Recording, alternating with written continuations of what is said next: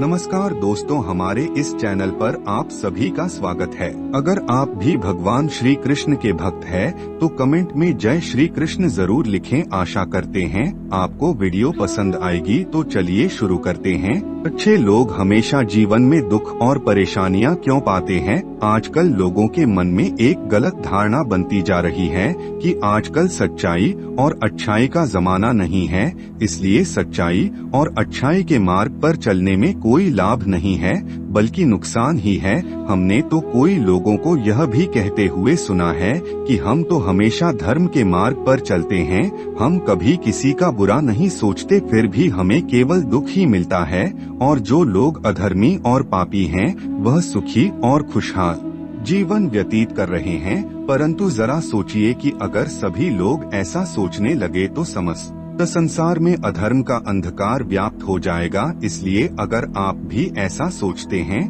दोस्तों हमारे परिवार का हिस्सा बनने के लिए चैनल को जरूर सब्सक्राइब कर ले और बेल आइकन प्रेस जरूर कर ले। तो आपकी बहुत बड़ी गलतफहमी के शिकार हैं। इस वीडियो में हम कुछ उदाहरण देकर आपकी इस गलतफहमी दूर करने का प्रयास करेंगे। सुख और दुख की परिभाषा देखिए। सबसे पहले तो आपको सुख दुख को देखने का नजरिया बदलना पड़ेगा, क्योंकि सुख और दुख आपके नजरिए पर निर्भर करता है।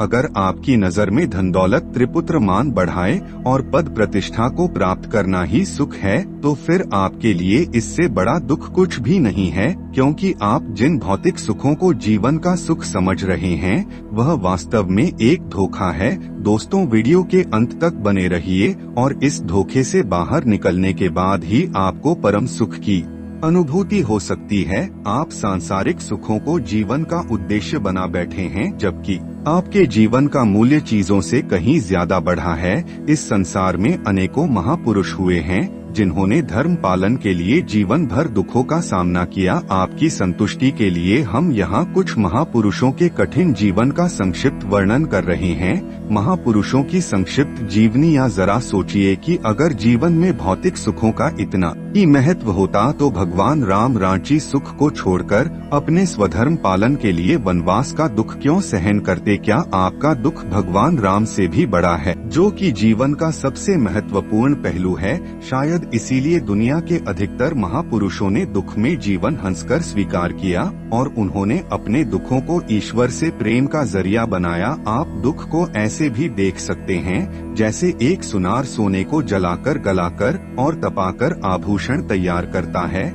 जैसे एक पिता अपने पुत्र का जीवन संघर्ष पूर्ण बनाता है ताकि वह एक योग्य, सक्षम, कुशल और बेहतर इंसान बन सके। दुख के फायदे जानकर आप हैरान रह जाएंगे। फिर भी कुछ ऐसे लोग जो लोग धर्म के मार्ग पर चलते हैं, उन्हें जीवन में जब बार बार दुख मिलता है और जब वह अत्याचारी और अधर्मी लोगों को सुखी देखते हैं, तो उनके मन में विचार जाता है कि क्या उन्हें भी धर्म का मार्ग छोड़कर अधर्म को अपना लेना चाहिए। तो ऐसे लोगों से हमारा यही कहना है कि आपको सुख या दुख जो भी मिलता है, वह आपके पूर्व जन्म ओझा वर्तमान जन्म के कर्मों का ही फल होता है। ईश्वर आपके सुख दुख के लिए उत्तरदायी नहीं है। हाँ, यह भी सत्य है कि कुछ अधर्मी लोग सुखी और खुशहाल जीवन जी रहे हैं, क्योंकि उन्होंने पुनर्जन्म में कुछ पुण्य अवश्य किए होंगे, किंतु अज्ञान और अहंकार बस वे अपने पुनर्जन्म के संचित पुण्य फल को नष्ट करते जा रहे हैं। और जब उनका पुण्य फल पूरी तरह समाप्त हो जाएगा,